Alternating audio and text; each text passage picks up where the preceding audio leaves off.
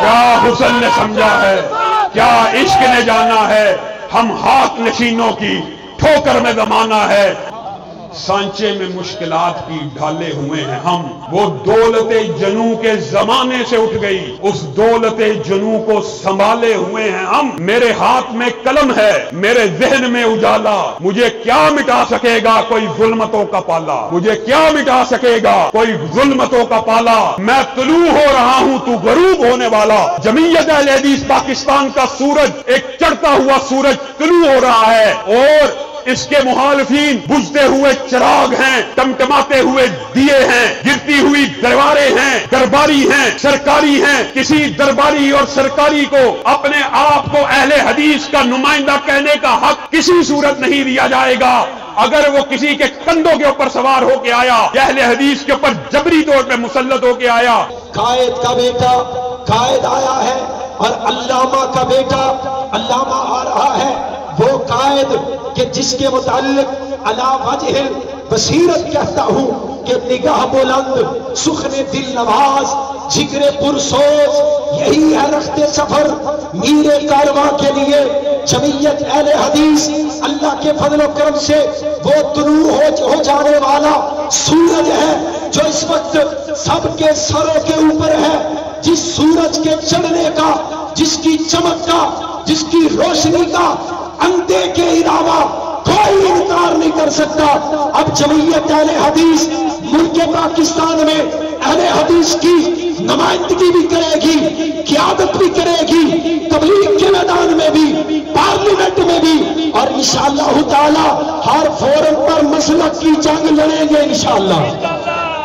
انشاءاللہ سے پتہ چلے قائد محترم ہر اہل حدیث کے لیے اعلان کر چکے ہیں، اس اہل حدیث کا تعلق کسی جماعت کے ساتھ ہو، اگر کسی اہل حدیث کی مسجد کسی دوسری تنظیم کی ہے، مسجد بند ہو جمعیت اہل حدیث کھلوائے گی، کسی کارکن کا مسئلہ ہو جمعیت اہل حدیث اس کے ساتھ کھڑی ہے، اور ہم بھی انشاءاللہ اپنے جذبے سے قائد محترم کو یقین دلا دینا چاہتے ہیں کہ حضرت علامہ حشار صاحب جہاں آپ کا پسینہ گرے گا وہاں ان غیرت مند وہابیوں کا خون گرے گا۔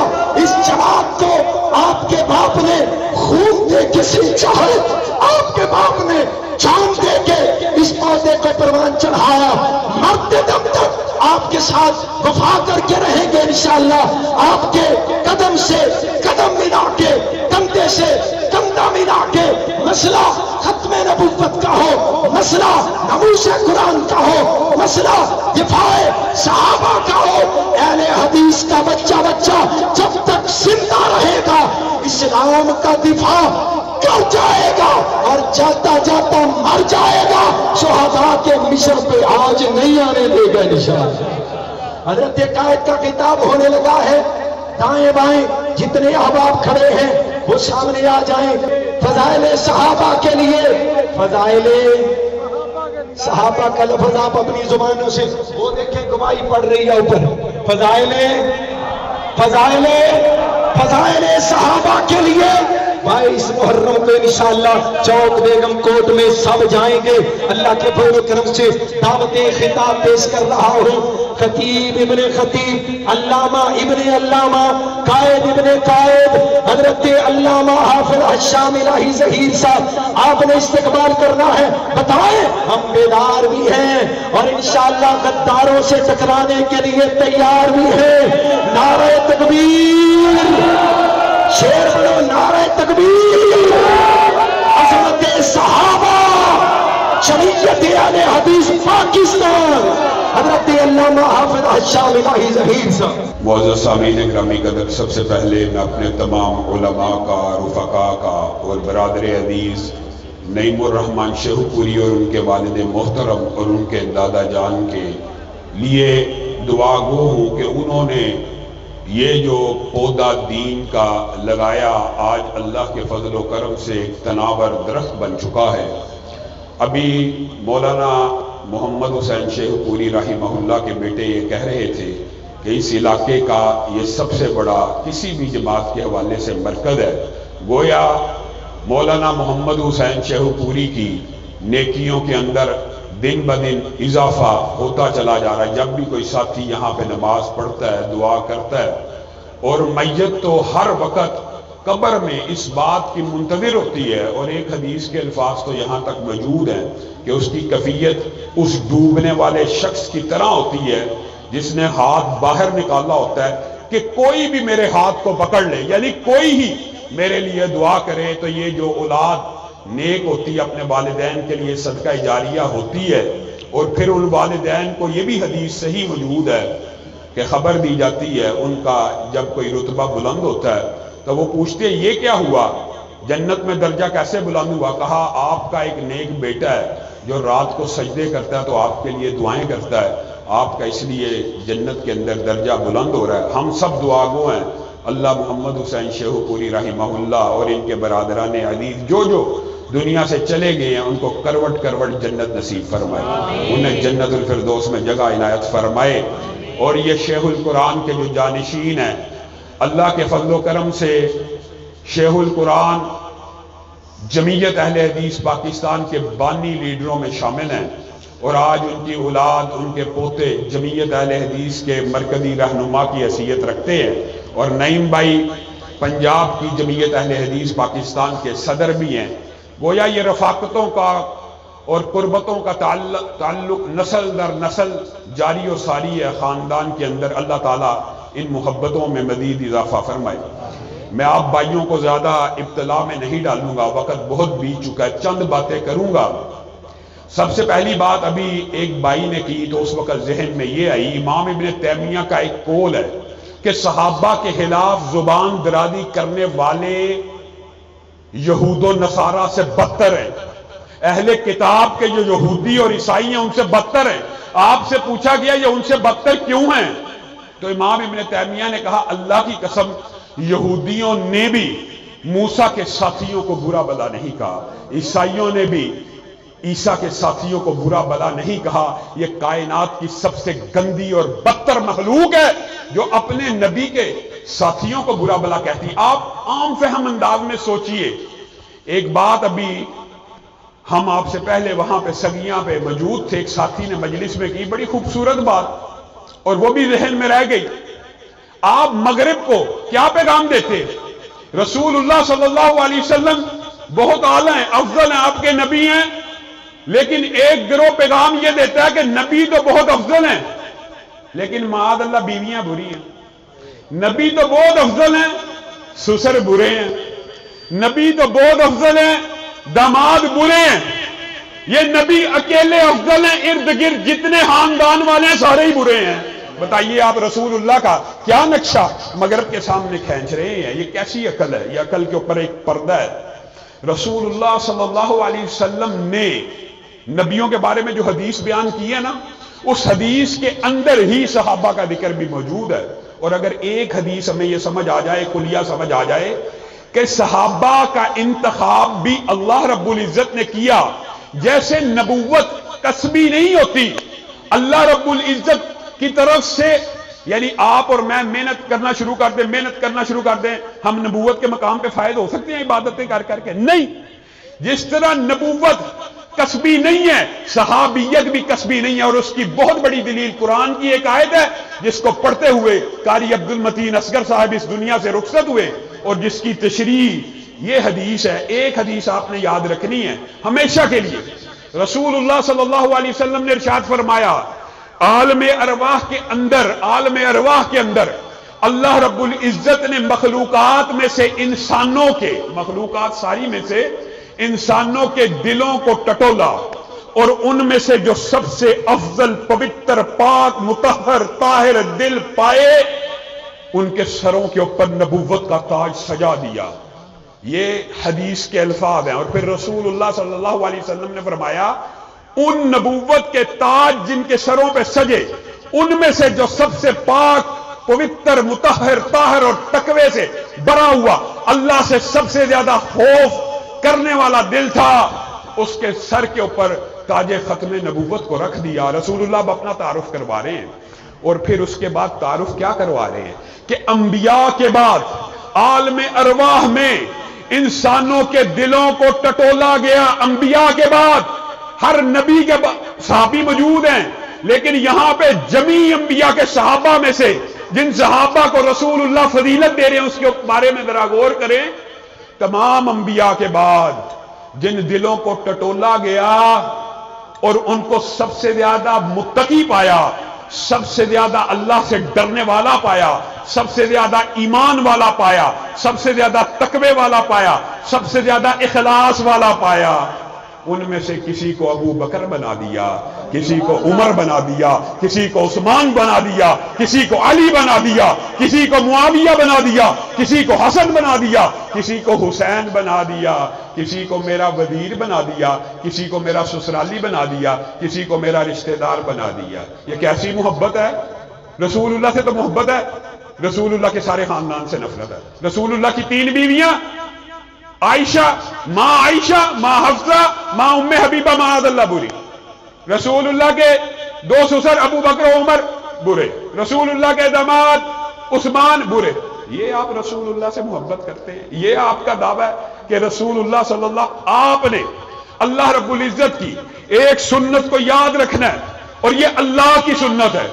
دیکھیں سنتیں نیک لوگوں کی بھی ہوتی ہیں، اچھی ہوتی ہیں، اولیاء کی ہوتی ہیں، شہداء کی، صدیقین کی، لیکن جو سنت رسول اللہ کی ہو اس کے کیا کہنے، اور جو سنت اللہ کی ہو اس کا درجہ اور اس کی منزلت کس قدر ہو سکتی ہے۔ پھر لوگ ہم سے پوچھتے ہیں آپ کیوں ان کو برا کہتے ہیں؟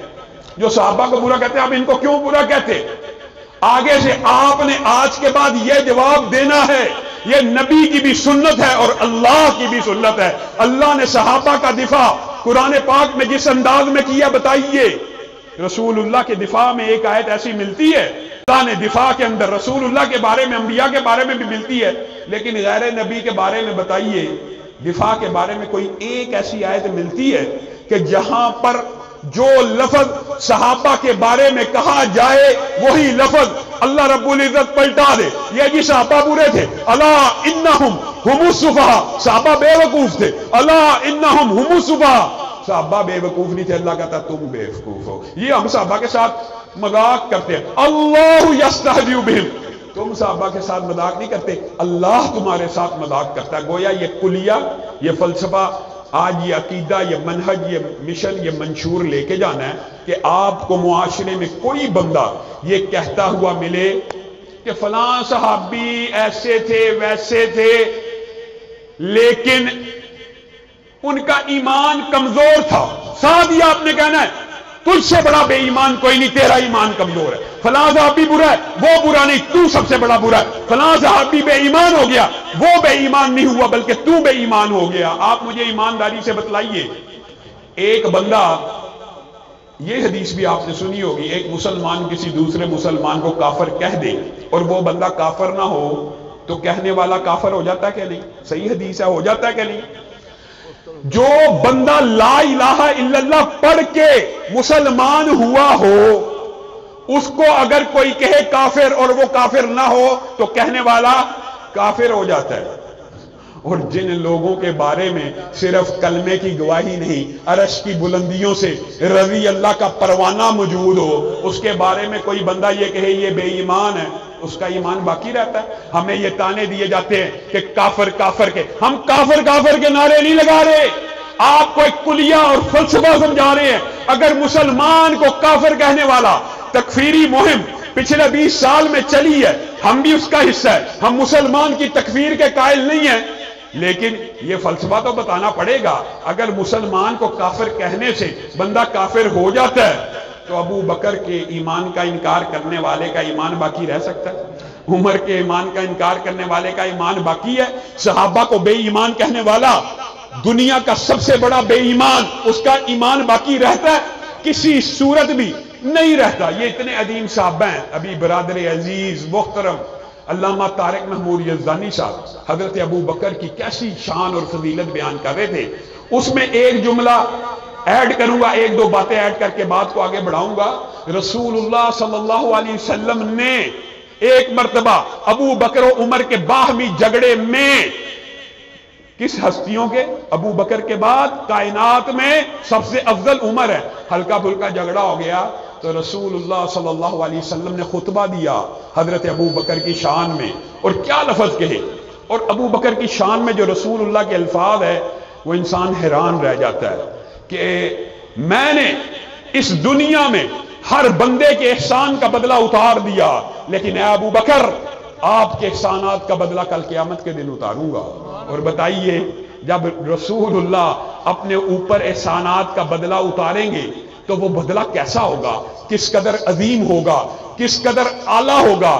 اور یہ الفاظ کہے فَهَلْ أَنْتُمْ تَارِكُوا لِي صَاحِبِي، کیا تم اس ابو بکر کو میری وجہ سے تنگ کرنا چھوڑ سکتے ہو؟ جس وقت تم اپنا مال مجھ سے روکا کرتے تھے، یہ میرے اوپر اپنا مال نچھاور کیا کرتا تھا، اللہ نے مجھے اپنا خلیل چن لیا ہے۔ اللہ کی قسم اگر مجھے اجازت ہوتی اس دنیا میں خلیل چننے کی تو میں ابو بکر کو اپنا خلیل چن لیتا۔ اتنا عظیم مرتبت کہ امی عائشہ ایک دن آسمان کے ستاروں کو دیکھ رہی ہیں اور دل میں خواہش پیدا ہو رہی، ارب ہا ارب، ان گنت ستارے، اللہ کے رسول کیا دنیا میں کوئی ایک ایسا ہے کہ جس کی نیکیاں ان ستاروں سے بھی زیادہ ہوں، اس ستاروں جیسی ہوں؟ کہا ہاں ہے۔ کہا کون؟ کہا عمر۔ امی عائشہ کے دل کو اس دن چوٹ لگ گئی کہ میرا باپ کیا ہوا کہ جو ہر وقت ساتھ تھا، جو ہر وقت ہر پہر غار سور کے اوپر کندھے کے اوپر اٹھا کے لے کے چل رہا ہے، کبھی آگے دوڑ رہا ہے کبھی پیچھے دوڑ رہا ہے، سفر ہجرت میں کہ تیر آئے تو مجھے لگے۔ ماں عائشہ نے اس دن سوچا ہائے میرے باپ کی قربانیاں کیا ہوئی، جسارت کر کے پوچھ لیا پھر میرے باپ ابو بکر کا کیا کہنا ہے، پھر میرے باپ ابو بکر کی کیا فضیلت ہے۔ عائشہ تو نے آسمان کے ستاروں سے اپنے باپ کی فضیلت کا کمپیریزن کرنے کی کوشش کی؟ ابو بکر کی 3 راتوں کی جو غار سور کے اندر، سبحان اللہ، ایک ایک سوراخ کے اوپر کپڑا دے رہے ہیں، ایک سوراخ کے لیے کپڑا نہ بچا اپنی ایڑی کو رکھ لیا، اور وہاں سے بھی اگر زہریلا جانور کاٹ رہا ہے تو پاؤں ہلا نہیں رہے کہ رسول اللہ کی آنکھیں نہ کھل جائیں۔ رسول اللہ صلی اللہ علیہ وسلم نے فرمایا ابو بکر کی ان 3 دن کی نیکیاں یہ آسمان کے ستاروں سے زیادہ ہیں، تیرا باپ تو اتنا اعلیٰ ہے، تیرا باپ تو اتنا افضل ہے۔ اور عمر کے بارے میں بھی جو ہردہ سرائی ہوتی ہے، اس عظیم الشان جس کے فضائل و مناقب اس قدر زیادہ ہیں کہ ایک ایک شخصیت کے بارے میں 50 60 جمعے پڑھائے جائیں کم ہیں، لیکن صرف اشارہ کرتا چلوں گا۔ وہ عمر کہ جو ساری زندگی رسول اللہ نے ساتھ موجود نہ ہوتے، موجود نہیں ہوتے، کوئی بات پتہ چلتی، ایسا جانور نے کلام کیا، بیل نے کلام کیا، بیڑیے نے کلام کیا، صحیح حدیث موجود ہے، تو رسول اللہ صلی اللہ علیہ وسلم کے ارد ابو بکر و عمر موجود نہ ہوتے، لیکن رسول اللہ کیا کہتے؟ میں محمد ایمان لے کے آیا، ابو بکر ایمان لے کے آیا، عمر ایمان لے کے آیا، میں آیا ابو بکر آیا عمر آیا، میں آیا ابو بکر آیا عمر آیا۔ یہ وہ عمر ہے کہ جس وقت خنجر چل چکے ہیں، جان حلق میں اٹکی ہوئی ہے، جان حلق میں اٹکی ہوئی ہے، وہ اپنی زندگی کے شب و روز کو یاد کر رہا ہے اور اپنے بیٹے کو کہہ رہا ہے اب آخری لمحات ہیں، آخری دموں پہ جان ہے، ماں عائشہ کو کہنا امیر المؤمنین کی ایک خواہش ہے، اگر ماں عائشہ اس خواہش کو قبول کر لیں تو آپ اس خواہش کی تکمیل کر دینا۔ وہ جانے لگے رک جاؤ، امیر المومنین نہ کہنا آپ کا بیٹا عمر آپ سے ایک التجا کرنا چاہتا ہے کہ ساری زندگی محمد صلی اللہ علیہ وسلم کے ساتھ گزاری ہے، ابو بکر کے ہمراہ گزاری ہے، دل میں ایک خواہش ہے، اور ظالموں جس کی جان حلق میں ایک ہاں کے انتظار میں اٹکی ہوئی ہے اس کے بارے میں زبانوں کو دراز کرتے ہو۔ جاؤ محمد صلی اللہ علیہ وسلم سے کے گھرانے والوں سے یہ اجازت لے کے آؤ کہ میں عمر محمد کے ساتھ ابو بکر کے ساتھ دفن ہونا چاہتا ہوں۔ امی عائشہ کو پیغام پہنچا، کہا اللہ کی قسم ایک باپ ہے، ایک خامند ہے، خواہش یہ تھی یہ جو قبر کی جگہ بچی ہے اس میں دفن ہوں گی میں، لیکن آج عمر کی خواہش کے اوپر اپنی خواہش کو قربان کرتی ہوں۔ بیٹے نے جا کے باپ کو خبر دی، وہ جو جان حلق میں اٹکی تھی اس خوشخبری کو سنا، لا الہ الا اللہ کا کلمہ بلند کیا اور اپنی جان کو اللہ کے سپرد کر دیا۔ ظالموں اس عمر کے بارے میں زبان درازی کرتے ہو، اور عثمان، سبحان اللہ، وہ عثمان اتنا حیادار عثمان، اتنا حیادار عثمان کہ رسول اللہ صلی اللہ علیہ وسلم بیٹھے ہوئے ہیں، صحیح حدیث ہے، ابو بکر آئے، رسول اللہ بے تکلفانہ انداز میں لیٹے ہیں، بیٹھے ہیں، اسی طرح رہے۔ حضرت عمر آئے، اسی طرح بے تکلف رہے۔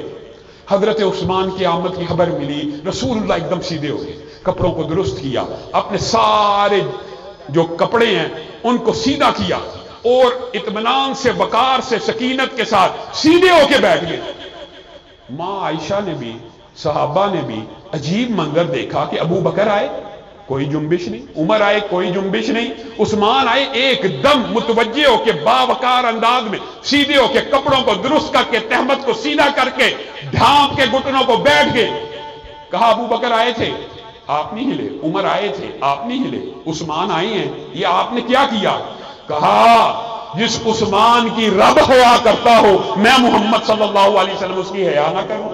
اس عثمان کے بارے میں وہ جہلم کا رافضی مرزا اور روافظ کے ایجنٹ اور رافضی اہلکار جتنے بھی موجود ہیں، اور میں آپ کو ایک بات کہنا چاہتا ہوں، ان کو کہنا ہی رافضی چاہیے، کیوں؟ ان کے اندر اب اگر آپ یہ کہیں نا کہ اہل تشیع یا شیعہ کہنا، تو شیعوں میں پھر کیٹیگری اور بڑی بڑی لمبی اس میں تقسیم موجود ہے، لیکن اس وقت جو بھی کسی صحابی کے بارے میں زبان دراز کرتا ہے اس کو شیعہ نہیں کہنا چاہیے، اس کو رافضی کہنا چاہیے، شیعہ کہنا ہی نہیں چاہیے۔ شیعہ صرف اس کو کہنا چاہیے جو صحابہ کی توہین نہ کرے، اس کو آپ شیعہ کہہ لیں تو کہہ لیں۔ وہ جو رافضی ہیں وہ ہر وقت وہ دیکھیں اہل سنت کا وہ چوگا اڑا ہوا ہے اس نے، اور وہ ہر وقت ایک ہی بات آپ کے دماغ میں ڈال رہے ہیں، ایک ہی بات، یہ بنو امیہ ایسے تھے، بنو امیہ ایسے تھے، بنو امیہ ایسے تھے۔ ایمانداری سے بتلائیے، میں علامہ صاحب یا علماء میں سے کوئی ایک شخص یہاں آپ کے سامنے سٹیج پہ بیٹھ کے یہ کہ اور یار رانے معاذ اللہ سارے بغیرت ہوتے ہیں، یار چودھری سارے چول ہوتے ہیں، اور یار جٹ بڑے خبیث ہوتے ہیں، آپ کہیں گے یہ بے وقوف جاہل زبان دراز، اس کی زبان کو لگام دینے کی ضرورت ہے۔ اپنی ذاتی برادریوں کے لیے، یہ کنبے اور قبیلوں کے لیے تو آپ کی غیرت جاگ جائے، لیکن رسول اللہ کے رشتہ داروں اور رسول اللہ کے کنبے اور قبیلے کے لیے غیرت نہ جاگے۔ وہ صبح سے لے کے رات تک بنو امیہ جی اندھے سن، بنو امیہ جی ڈاکو سن، بنو امیہ جی بے ایمان سن۔ آپ کے اندر کسی کے اندر غیرت نہیں جاگتی، نہ ادارے حرکت میں آتے ہیں، نہ ایجنسیاں حرکت میں آتی ہیں، الٹا وہ اپنے اوپر جیلی حملے کرا کے ڈر کے بگوڑا علماء کے سامنے بیٹھتا نہیں، جیلی حملوں کی اب ایف آئی آر کٹوانا شروع کر دی ہے کہ کسی نہ کسی طریقے سے میرا بچاؤ ہو جائے۔ انشاءاللہ علامہ شہید کے بیٹے اور جمعیت اہل حدیث پاکستان اس کا تعاقب جاری رکھے گی، اور ایجنسیوں اور اداروں کو بھی سوچنا چاہیے، غور کرنا چاہیے کہ اس طرح کے عناصر کے پشت پناہی کر کے آپ پاکستان کے اندر فرقہ واریت کو فروغ دے رہے ہیں، اور فرقہ واریت کو اہل سنت کا نمائندہ ہونے کے ناطے میں ایک اداروں سے بھی یہ بات کہنا چاہتا ہوں، آئیے ہم اس بات کے اوپر اتفاق کرتے ہیں، اتفاق کرنے کے لیے میں تیار ہوں، اور اہل سنت کا نمائندہ ہو کے تیار ہوں، دیوبندی بریلویوں کی طرف سے بھی کہہ رہا ہوں کہ ہم اس بات کے اوپر متفق ہیں۔ اگر آپ کے تحفظات ہیں کہ کوئی شخص اہل بیت کی توہین کرے، میں سب سے پہلے اس بات کا مطالبہ کرتا ہوں اس کی زبان کو کاٹ ڈالا جائے۔ آپ اس مطالبے کی تائید کرتے ہیں؟ اسی طرح اگر کوئی کسی ایک صحابی کی توہین کرے تو آئیے ہمارے ساتھ اتفاق کیجئے اس کی زبان کو بھی کاٹ ڈالا جائے، لیکن آپ اتفاق نہیں کریں گے۔ وجہ بل ہی پیش ہوا کہ توہین صحابہ کرنے والے کی سزا کتنی ہوگی؟ 10 سال۔ پہلے حضرت حسن کی توہین، حضرت حسین کی توہین، حضرت علی کی توہین کی سزا کتنی ہے ملک میں؟ 3 سال۔ اب بل پیش ہوا کتنی ہوگی؟ یہ 10 سال۔ روافظ کو اور شیعوں کو تو چاہیے تھا ہمارے شانے کے ساتھ شانہ لگاتے کہ حسین کی، حسن کی، علی کی توہین کی سزا 10 سال ہو رہی ہے، یہ تو ان کے لیے خوشی کی خبر ہونی چاہیے۔ وہ پورے کا پورا مکتبہ فکر کھڑا ہو گیا، جی ہم ان سزاؤں کو اور اس بل کو نہیں مانتے۔ کس وجہ سے نہیں مانتے؟ کیونکہ اس کے اندر ابو بکر کی توہین کی سزا بھی 10 سال ہے، عمر کی توہین کی سزا بھی 10 سال ہے۔ اللہ کے بندو، ہم نے توہین کرنی نہیں۔ اگر آپ اس کی سزائے موت بھی لکھ دیں گے، اللہ کی قسم ہمیں کوئی اعتراض نہیں۔ چاہے اہل بیت کی سزا بھی توہین کی موت لکھ دیں، ہمیں اعتراض نہیں ہے۔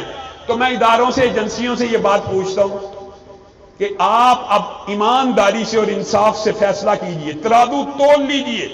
جنہوں نے توہین کرنی ہے ان کو اعتراض ہے، جنہوں نے توہین کرنی نہیں ان کو اعتراض نہیں ہے، جنہوں نے توہین کرنی ہے انہی کو اعتراض ہے۔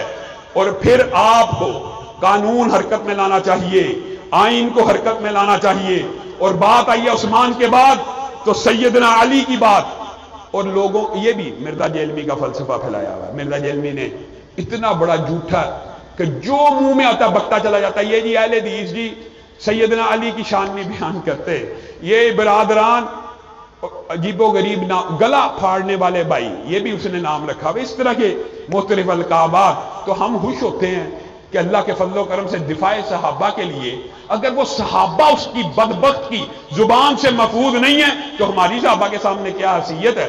کہتا ہے یہ سیدنا علی کی شان بیان نہیں کرتے، اس جاہل کو یہ پتہ نہیں ہے کہ میں نے اللہ کے فضل و کرم سے آج سے 3 سال قبل پورا 1 سال سیدنا علی کی شان کے اوپر جمعے پڑھائے ہیں، پورا 1 سال، پورا 1 سال۔ ایسا بدبخت آدمی ہے۔ آپ یہ کیسے تصور کر سکتے ہیں کہ اہل سنت ہو، اہل حدیث ہو اور سیدنا علی سے محبت نہ کرتا ہو؟ سیدنا علی سے محبت تو ایمان کی نشانی ہے، ان سے بغض تو نفاق کی نشانی ہے۔ یہ سیدنا علی اتنے عظیم ہیں، اتنے عظیم ہیں، سبحان اللہ۔ رسول اللہ صلی اللہ علیہ وسلم نے کہا آنے والے کو جنت کی بشارت دو۔ آنے والے آئے، کون آئے؟ ابو بکر آئے۔ پھر کہا آنے والے کو جنت کی بشارت دو، کون آئے؟ حضرت عمر آئے۔ رسول اللہ صلی اللہ علیہ وسلم بے چین ہو گئے اور کہا اللہ اب بھی جو آئے گا اس کو میں جنت کی بشارت دیتا ہوں، اور ساتھ ہی دعا کے لیے ہاتھ اٹھا دیے، اللہ اب تو علی کو بھیج، اب تو علی کو بھیج۔ یہ رسول اللہ کا علی سے پیار ہے۔ اور علی کا پیار کیا ہے؟ مورخین نے ایک عجیب جملہ لکھا ہے کہ علی کا رسول اللہ سے پیار اونٹنی کا اس کے بچے جیسا ہے۔ یہ مثال کیوں دی ہے؟ آپ دنیا کے اندر تمام جانوروں کو ماں سے علیحدہ کر کے ان کی کفیات کا جائزہ لے لیجئے، اور اونٹنی کے بچے کو اونٹنی سے الگ کر کے اس کی کفیت کا جائزہ لے لیجئے۔ آج سرچ کریں گے آپ کو یہ بات پتہ چل جائے گی کہ محدثین نے، سیرت نگاروں نے، تاریخ نگاروں نے علی کی یہ شان کیوں بیان کی ہے۔ علی جب رسول اللہ سے علیحدہ ہو جاتے تو ایسے تڑپتے جیسے اونٹنی کا بچہ اپنی ماں سے جدا ہو کے تڑپتا ہے۔ اب یہ بتائیے کہ یہ علی کا رسول اللہ سے پیار اور رسول اللہ کا علی سے کیا پیار ہے؟ یہ پیار اور محبت کی داستان ہے، آپس میں بھی بات لمبی ہے، لیکن میں مختصر کرتے ہوئے صرف سیدنا علی کی بات کی طرف آتا ہوں۔ فتح مکہ ہے، فتح مکہ کا موقع ہے، رسول اللہ کسی بھی صحابی کو کہہ سکتے تھے، لیکن دیکھ رہے ہیں علی کہاں ہے۔ علی کو بلایا، علی بیٹھ جا۔ جی اے اللہ کے رسول بیٹھ گیا ہوں۔ علی میں تیرے کندھوں پہ سوار ہوں گا، تو مجھے اٹھا لیں اور میں یہ سارے بت، یہ باطل غیر اللہ کی طرف بلانے والے اور جن کی عبادتیں اور یہ ان کو اپنے ہاتھوں سے گرا دوں گا۔ حضرت علی کہتے ہیں میں بیٹھ گیا، رسول اللہ صلی اللہ علیہ وسلم نے میرے کندھے مبارک کے اوپر اپنے پاؤں کو رکھ لیا۔ حضرت علی کہتے ہیں اللہ کی قسم مجھے ایسے محسوس ہوا جیسے میں کسی پہاڑ کے بوجھ کے نیچے آ گیا۔ یہ حدیث سیدنا علی کی شان اور فضیلت کے اوپر، اور محدثین نے باب بھی سیدنا علی کے فضیلت کے باندھے ہیں، لیکن سبحان اللہ ایک محدث نے اس باب کے نیچے ایک ضمنی باب بھی باندھا ہے۔ اس محدث نے کہا یہ بات تو سیدنا علی کی فضیلت ہی کی ہے کہ بار نبوت تھا یا بار رسالت تھا کہ علی اس دن اٹھا نہ سکے، لیکن قربان جائیں ابو بکر کے اوپر کہ جو غار سور کے اوپر کندھوں پہ چڑھا چڑھا کے لے کے جا رہا ہے، پہاڑوں کے اوپر چڑھ رہا ہے۔ کہا رسول اللہ نے میری کفیت کو دیکھ لیا اور بھانپ گئے کہ مجھ جیسے کڑیل جوان، آپ کو پتا کتنے طاقتور تھے، آج ان سے کھڑا ہوا جا رہا۔ تو یہ فضیلت آپ اگلی یہ ہے، رسول اللہ صلی اللہ علیہ وسلم نے پھر کسی اور صحابی کا انتخاب نہیں کیا، کیا کہا علی میں بیٹھتا ہوں تو میرے کندھوں پہ سوار ہو۔ حضرت علی کو بھی یہ فضیلت ملی جو سیدنا حسن و حسین کو ملی کہ وہ آپ کے کندھوں کی سواری کیا کرتے تھے، تو رسول اللہ نے فتح مکہ کے موقع کے اوپر علی کو اپنے کندھوں پہ سوار کیا اور جب کھڑے ہوئے، اب یہ شان مصطفیٰ ہے جو سیدنا علی خود بیان کرتے ہیں، کہا اللہ کی قسم رسول اللہ جب کھڑے ہوئے، توڑنے تو میں نے بت تھے جو خانہ کعبہ کے اندر تھے اور ارد گرد پڑے ہوئے تھے، لیکن جیسے ہی رسول اللہ اٹھے میں نے اپنے آپ کو اتنا بلند پایا کہ اگر آسمان کا کوئی تارا توڑنا چاہتا تو توڑ کے لے آتا۔ یہ رسول اللہ کی صحابہ سے محبتیں ہیں یہ۔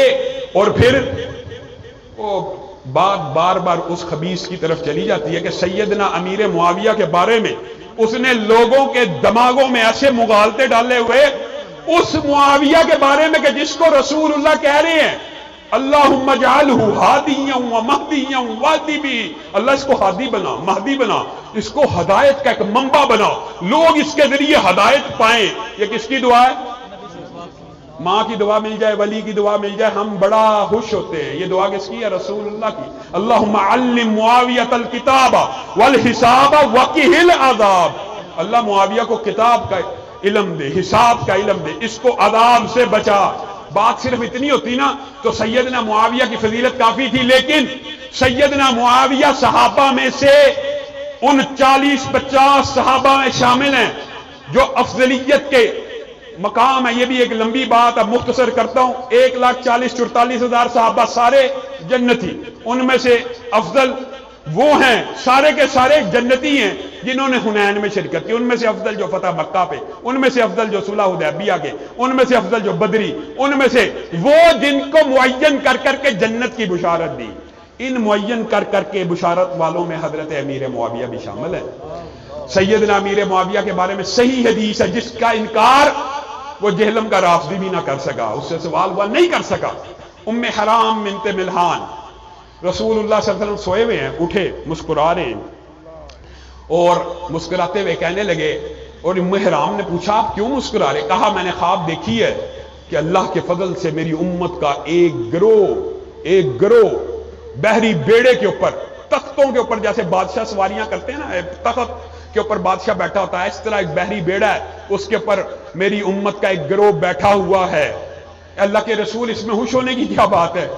وہ سارے کے سارا جنتی ہے، وہ سارے کا سارا جنتی ہے۔ تو ام حرام بنت ملحان نے کہا اللہ کے رسول پھر دعا کیجیے اللہ اس گروہ میں مجھے بھی شامل کر لے۔ اب بتائیے، تاریخ اٹھا لیجئے، حدیث کی کتابیں اٹھا لیجئے، اس بحری بیڑے کا امیر کون تھا؟ سیدنا امیر معاویہ، معین جنتی کے بارے میں یہ بدبخت بکواس کرتا ہے کہ وہ جہنم کی طرف بلانے والے تھے۔ امی عائشہ، طلحہ، زبیر، سیدنا امیر معاویہ کس کی طرف بلانے والے تھے؟ جی جہنم کی طرف بلانے والے تھے۔ وجہ وہ جی فیہ باغیہ کی جو حدیث ہے وہ پڑھ کے سنا، نہیں جی 28-12 پڑھ کے سنا، 28-12 یہ حدیث بیان کرنے کا نیا اسلوب ہم نے زندگی میں پہلی دفعہ دیکھا۔ حدیث 28-12 یہ کبھی ہوتا تھا؟ حدیث تو محدثین پڑھتے ہیں، اور تجھے نہیں پڑھنی آتی تو اردو میں پڑھ کے سنا دے۔ یہ لوگوں کے دماغ میں ایک ریفرنس، یہ محدثین کا کوئی انداز نہیں ہے۔ 28-12 حدیث ہے جی، فیہ باغیہ قتل کرے گا عمار کو، اور وہ جو عمار کو قتل کرے گا وہ جہنم کی طرف بلانے والا ہوگا۔ حدیث صحیح ہے، موجود ہے، لیکن اس کی تشریح باطل ہے اور فاسد ہے۔ کیوں؟ رسول اللہ صلی اللہ علیہ وسلم نے حسن کو مخاطب ہو کے کہا تھا یہ میرا بیٹا سردار ہے، یہ مسلمانوں کے 2 عظیم گروہوں میں صلح کروائے گا۔ کن گروہوں میں؟ مسلمانوں کے 2 عظیم گروہوں میں، مسلمان بھی ہوں گے اور عظیم بھی ہوں گے۔ اب ایمانداری سے بتلائیے گا، یہ حدیث جس بات کے اوپر فٹ کرتا ہے، جن لوگوں کے اوپر فٹ کرتا ہے، وہ جنگیں حضرت حسن نے نہیں دیکھی، دیکھی ہے نا؟ حضرت حسین نے نہیں دیکھی، ایمانداری سے بتائیے دیکھی ہے نا؟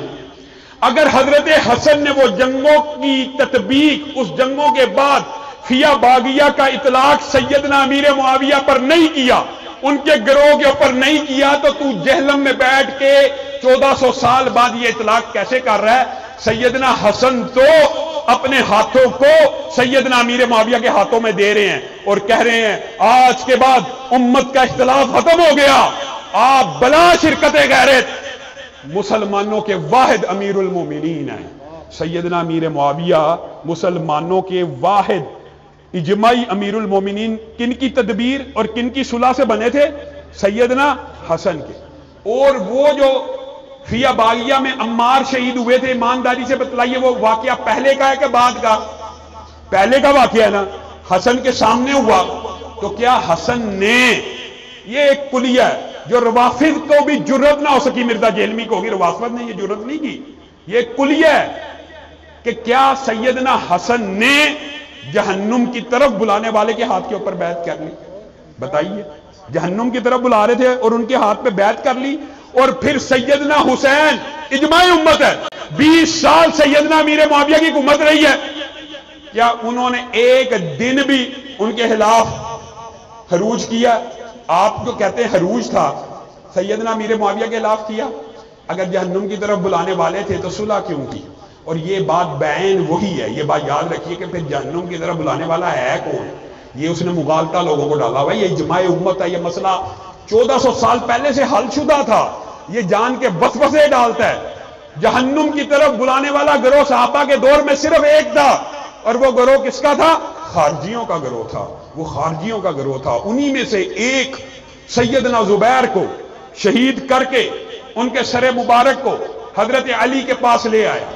अब ईमानदारी से ये जरा हदीस सुने, यहां पे अपनी बात को खत्म करूंगा और चंद बातें फलाइल साहबा कॉन्फ्रेंस के वाले से करूंगा।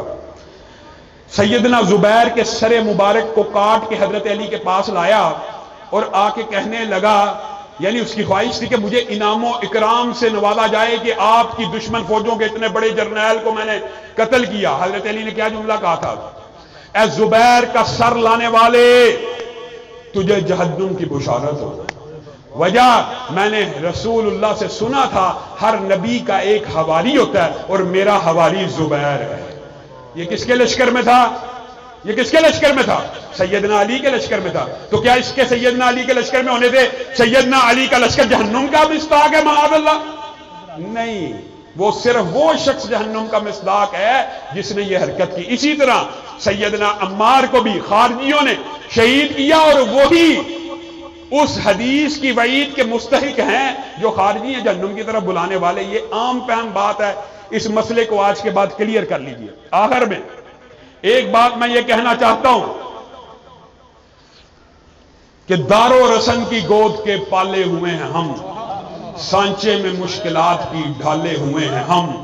वो दौलते जनू के जमाने से उठ गई, उस दौलते जनू को संभाले हुए हैं हम। मेरे हाथ में कलम है, मेरे जहन में उजाला, मुझे क्या मिटा सकेगा कोई जुल्मतों का पाला? मुझे क्या मिटा सकेगा कोई जुल्मतों का पाला? मैं तुलू हो रहा हूं, तू गरूब होने वाला। जमीयत अहले हदीस पाकिस्तान का सूरज, एक चढ़ता हुआ सूरज तुलू हो रहा है और इसके मुखालिफिन बुझते हुए चिराग हैं, टमटमाते हुए दिए हैं, गिरती हुई दरबारें हैं, दरबारी हैं, सरकारी हैं।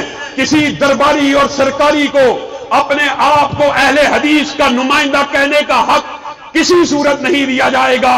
अगर वो किसी के कंधों के ऊपर सवार होके आया या अहले हदीस के ऊपर जबरी तौर पे मुसल्लत होके आया, हमारे से इख्तिलाफ किया। भाई तारक ने बयान किया, अल्लाह की कसम इख्तिलाफ से बचने के लिए, वरना ये मेरा बूढ़ा जवान साथी अरशद बेगम कोठी उस कॉन्फ्रेंस का बानी है और इसने अभी बेगम कोट की एक मजलिस में कहा, अगर बात आए लामा साहब कह देना कि अगर तुम में जर्रा बराबर भी शर्म है तो कुरान के ऊपर फैसला कर लेते हैं। अरशद बेगम कोटी कुरान उठाने के लिए तैयार है कि इस कॉन्फ्रेंस के बानी अल्लामा शहीद भी थे और मौलाना अरशद बेगम कोटी भी थे।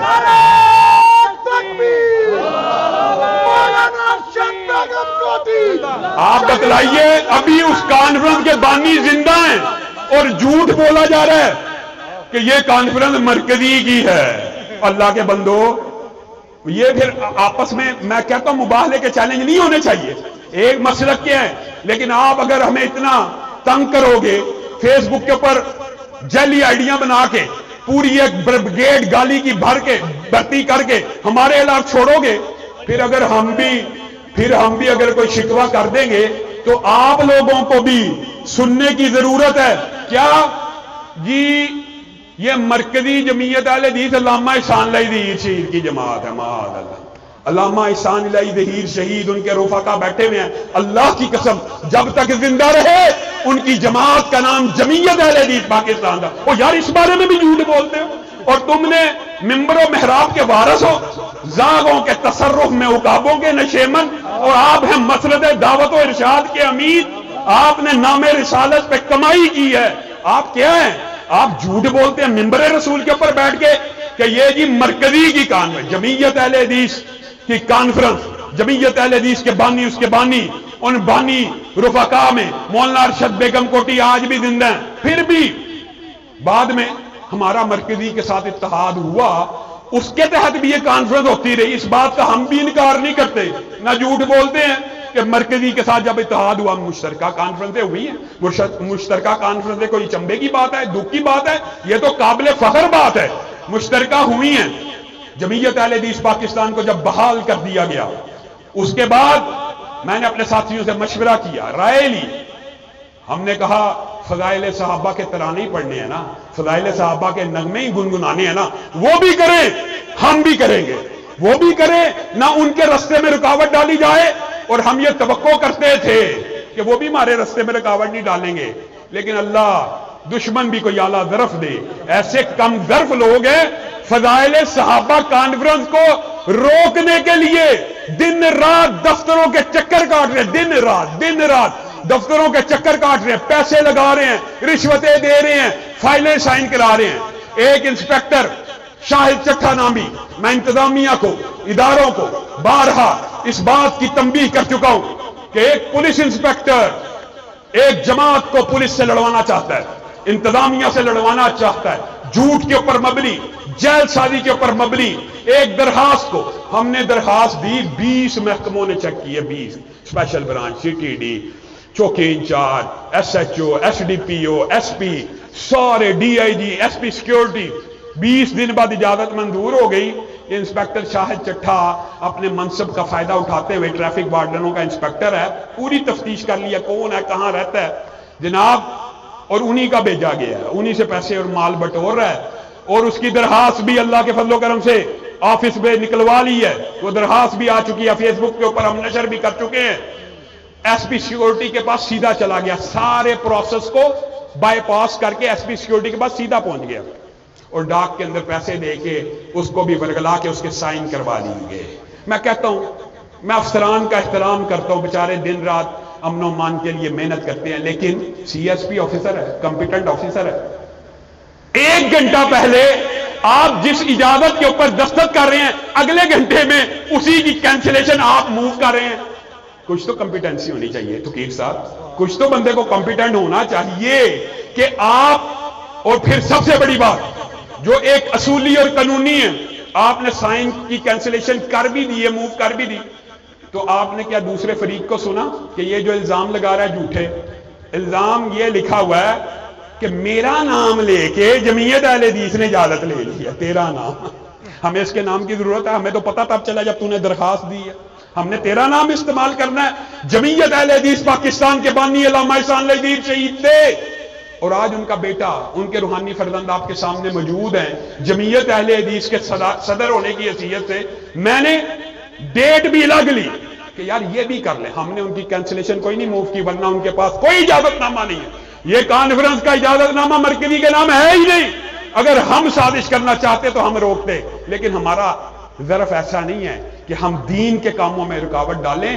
ہم تمہیں چیلنج کرتے ہیں کہ آؤ، یہ دین کا میدان ہے، یہ کھلے میدان کے اندر یہ گھوڑا اور گھوڑے کا میدان ہے، آؤ دین کے کاموں میں مسابقت کریں، دیکھتے ہیں کون زیادہ دفاع صحابہ کرتا ہے، دیکھتے ہیں کون دفاع ختم نبوت کرتا ہے، اور لوگوں کو پتہ چل چکا ہے ختم نبوت کے اوپر گونگے شیطان، دفاع صحابہ کے موقع کے اوپر گستاخوں کے سہولت کار، جتنی مرضی گستاخیاں ہو جائیں، آپ گواہ ہیں، آپ اس بات کے شاہد ہیں، کوئی چیز حرکت میں نہیں آئے گی، اپنوں کے اوپر گرم، غیروں کے لیے نرم، غیروں کے لیے حرکت نہیں ہے، اپنوں کی کانفرنسیں ملتوی کروا رہے ہیں، اور دن رات اداروں کے ترلے کر رہے ہیں، منتیں کر رہے ہیں، ایڑیاں رگڑ رہے ہیں۔ میں انتظامیہ کو تنبیہ کرنا چاہتا ہوں، پہلی بات، اللہ کے فضل و کرم سے پوری دنیا کے شیاطین جمع ہو جائیں، جس طرح حضرت عمر کو دیکھ کر اس دور کے شیطان رستہ بدل جاتے تھے، عمر کے روحانی فرزندوں کو دیکھ کر اس دنیا کے آج کے شیطان بھی رستہ بدل لیں گے. اللہ کے فضل و کرم سے عمر کے احسان الہی ظہیر کے یہ روحانی بیٹے 10 اگست کو بیگم کوٹ میں آئیں گے. جس میں جرت ہے روکنے کی روک کے دکھا دے. اللہ کے فضل و کرم سے آپ نے گول در گول اور جوگ در جوگ وہاں پہ آنا ہے. آئیں گے. ہاتھ اٹھا کر وعدہ کرے, ہاتھ اٹھا کر وعدہ کرے. سب ساتھی وہاں پہ پہنچیں گے. اور ایک اعلان اور کرنا چاہتا ہوں, وہ صرف اب فضائل صحابہ کانفرنس نہیں رہی, ایک عوام کا ریفرنڈم ہے, ایک عوام کا سمندر ہے جو 40 سال سے گنگوں کے خلاف, درباریوں اور سرکاریوں کے خلاف ایک سیلاب بن کے اونڈے گا اور سیلاب کی طرح ان کو بہا کے لے جائے گا. آپ نے اس لیے بھی پہنچنا ہے کہ ہم نے وہاں پر اس وقت تک احتجاج کرنا ہے جب تک انسپیکٹر شاہد چٹھا کو نوکری سے نکال نہیں دیا جاتا. ہمیں لارے لگائے جا رہے ہیں, جی معطل کر دیتے ہیں, جی انکوائری ہو جائے گی. جی کسی انکوائری کو ہم نہیں مانتے. وہ گلٹی پروو ہو چکا ہے, اس کی غلطی مانی جا چکی ہے, اس کی غلطی تسلیم شدہ ہے, منظر عام پہ آ چکی ہے. اب ہم اس کے خلاف اس وقت تک احتجاج کریں گے جب تک اس کو پولیس محکمے کی نوکری سے نکال نہیں دیا جاتا. اور آخری اعلان یہ ہے, اگر پھر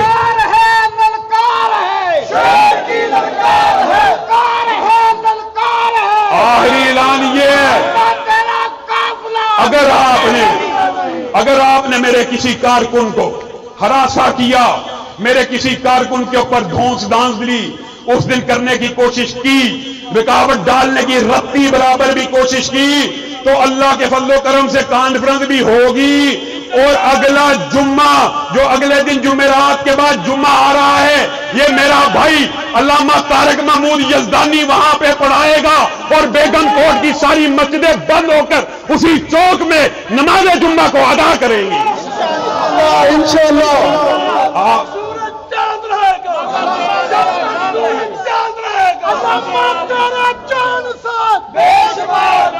کیا حسن نے سمجھا ہے, کیا عشق نے جانا ہے, ہم ہاتھ نشینوں کی ٹھوکر میں زمانہ ہے. سبحان ربک رب العزت عما یصفون وسلام علی المرسلین والحمد للہ رب العالمین.